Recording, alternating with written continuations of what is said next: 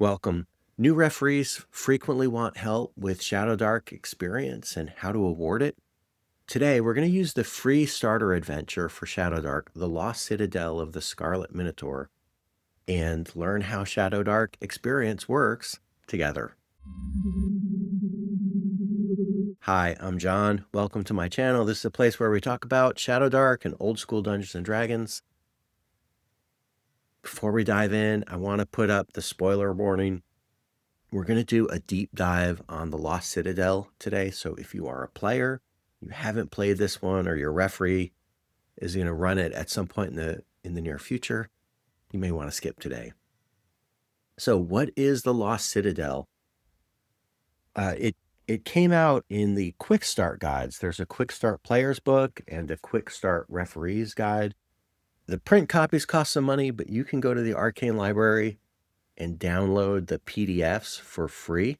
Put links to those down below. For that reason, every referee out there who is interested in ShadowDark can have a copy of the referee's guide. We'll go through it together. The Lost Citadel is a full-size dungeon. It's like 27 different rooms. It has all the elements you'd want in a starter adventure. There's factions, there's dangerous monsters. It's high risk, high reward.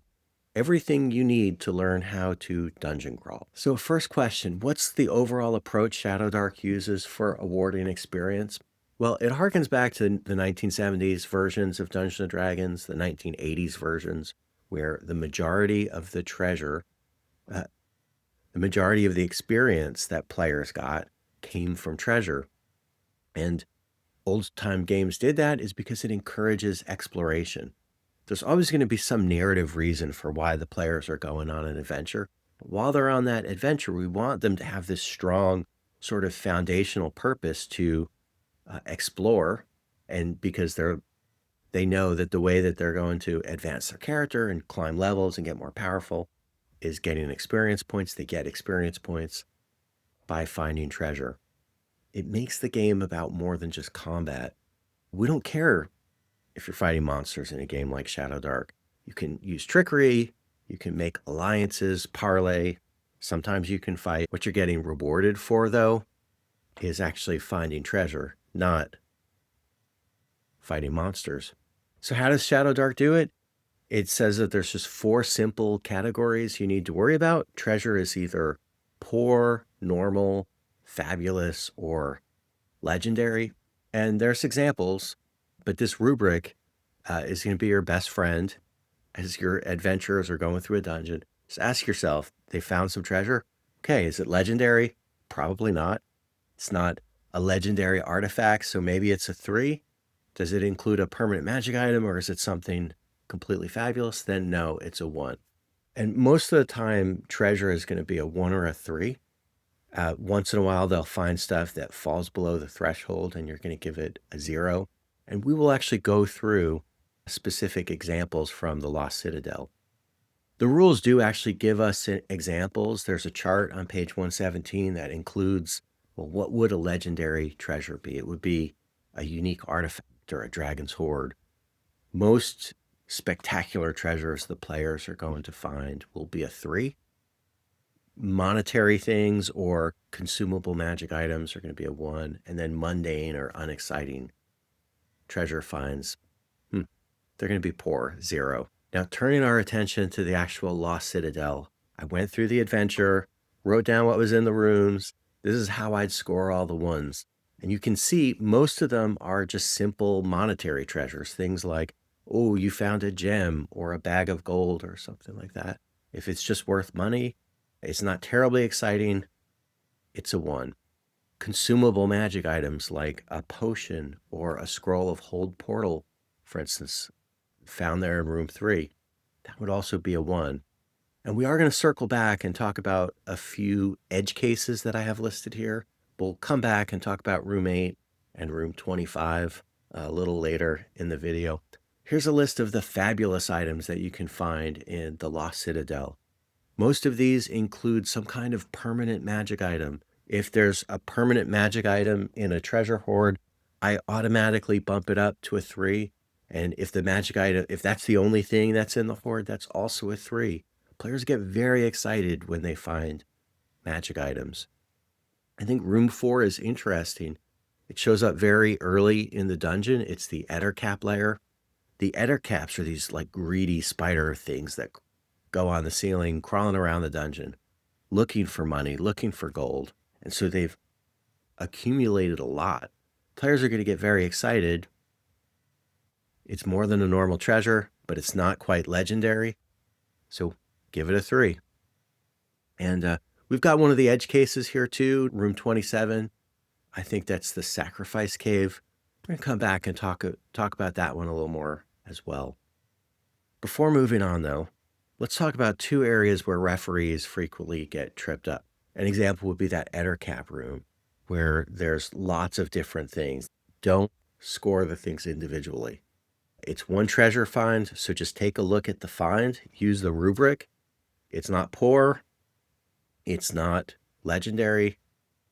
Is it better than a normal treasure? Yes. Okay. Then give it 3 and just give that experience award for the whole find.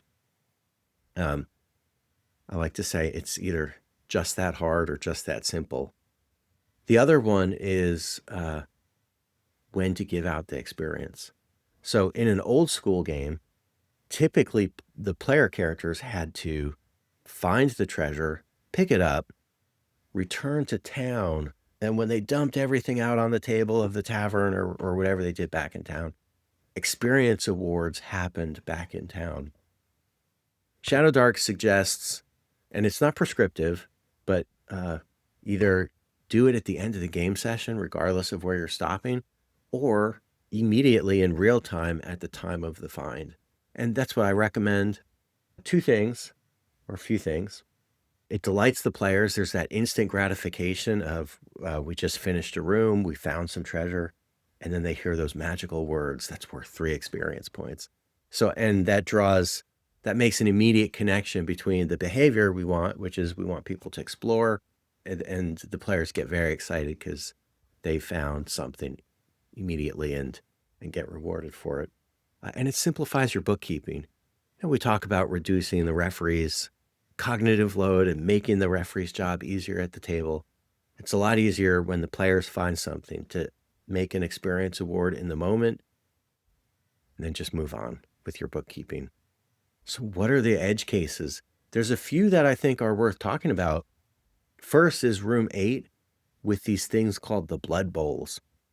Now, the backstory of the Lost Citadel involves like this bloody warrior cult. And there's actually these old stone bowls that the players can find. It's unlikely that they figured this out maybe, but if they put blood in the bowls, the enchanted bowls turn the blood into some kind of a healing liquid. Now they have to drink the blood to get the healing effect. I'd be curious because I haven't played this one yet. It's going to be upcoming on my bucket list. But how many people have played this and the players actually figured out how those blood bowls work and then actually went through with it and drank blood out of the bowls? It's kind of gruesome. If someone figures that out, I actually would say, yeah, those are consumable magic items. Here's an experience point. The other one, and this one grates on me as an old schooler in a way,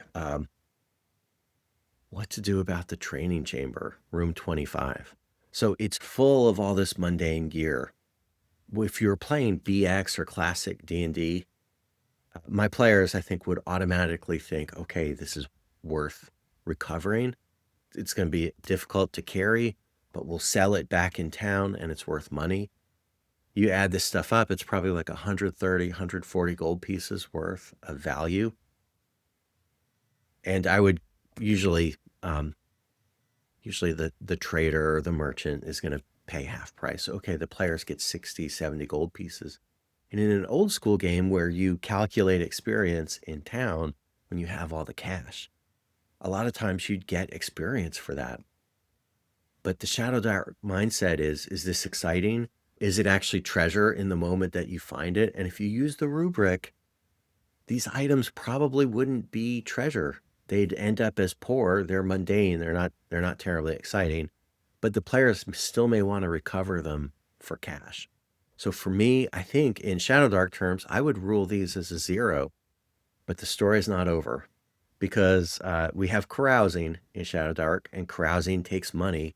So if the players do recover all this gear, drag it out of the dungeon, sell it in town, they can then turn around and spend that money on carousing and still get experience points for it. I just wouldn't treat it as like treasure awarding experience in the moment. And then the last edge case is the sacrifice cave. And I'm not sure how I'd roll on this one till I get in the moment. So I'd love to hear people who have run this, what you've done. Here's the setup. It's this very oppressive, dark, almost haunted cave. I think players are going to be uncomfortable there. And there's actually a pool of deep, murky water, cloudy, so you can't even see the bottom, 20 feet deep. And in the bones and debris at the bottom of the cave, at the bottom of the pool, people who swim down there can recover items. But even the water is oppressive and it like saps your abilities. So I don't know how much players will actually interact with it. But I imagine if they do, someone swims down and they're going to recover things one at a time. And depending on how they're doing with the ability drain of the water, I could see players getting an item or two and bailing. And then what do you do from an experience point perspective? Do you just award based on, well, what they've recovered? Oh, they've got a magic item and some monetary wealth. I'm going to treat that as a 3. What if they come back later? Can they get more experience for it? I think this one would be, I guess this one's contingent or dependent on how the players actually, how they actually engage with the room. Because if you take everything up all at once, which again is very unlikely, it would be worth 3 experience points, but we'll see when we get there. Anyway, I'd be interested to hear how it worked out in your game. So if you add up all the experience that's possible in the Lost Citadel, and I love doing this with adventurers to know what the target is, at least the way I've scored it, there's actually up to 33 experience points available in the Lost Citadel. Now, first level player characters need 10 experience to go from level 1 to level 2. It's 20 experience, get up to level 3. So there's actually enough experience here for players to get all the way up to level 3. One thing I would caution is that there's probably going to be what I would call some XP leakage, meaning a bunch of player characters go in, they do some things, half of them die because this is high risk, high reward, and whatever experience they've earned dies with their character. So the survivors come out, some new characters join with 0 experience. So chances are like the whole party may not be level 3 at the end of it, but a couple of the characters might be, and you could be in a situation where you've got some mixed levels. Is XP for treasure all there is in ShadowDark? There are a couple other sources of XP that we need to consider. One is boons and oaths and secrets.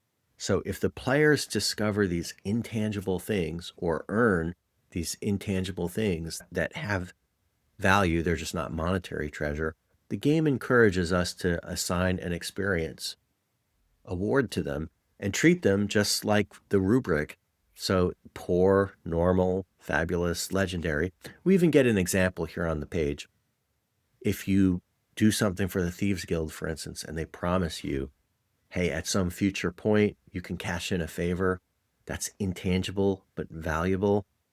That's like what a normal boon would be. Whereas if you get a promise from a deity for some future help or a blessing from a deity, okay, that could be legendary and worth 10 points. So with that in mind, I struggle imagining that there's any of the factions who are like these basically scruffy ruffians that are in the Lost Citadel of the Scarlet Minotaur, whether any of them could produce a boon that would be better than poor.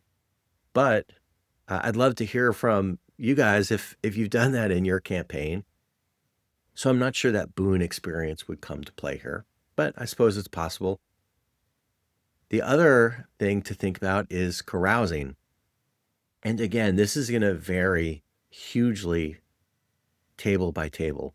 So the idea in ShadowDark is that as a downtime in between adventures, The players, when they're back in town or back in the city, will spend some of their money to live it up, throw a lavish party for themselves, very swords and sorcery. In the act of doing that, they get to convert some of their cash to extra experience.